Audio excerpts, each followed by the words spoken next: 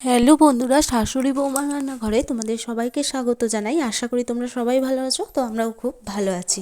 তো আজকের আমার রেসিপি হচ্ছে টমেটো ভর্তা। তো টমেটো ভর্তা বানানোর জন্য টমেটোগুলোকে ভালো করে কাঠের উনুনে পুড়িয়ে নিচ্ছি। তো দেখো, জালের মধ্যে দিয়ে আমি কিন্তু টমেটোগুলোকে খুব সুন্দর করে পুড়িয়ে নিয়েছি। এবার চলো, টমেটোগুলোকে নামিয়ে নিয়েছি। এবার টমেটোর চোকলাগুলো পরিষ্কার করে ছাড়িয়ে নেব।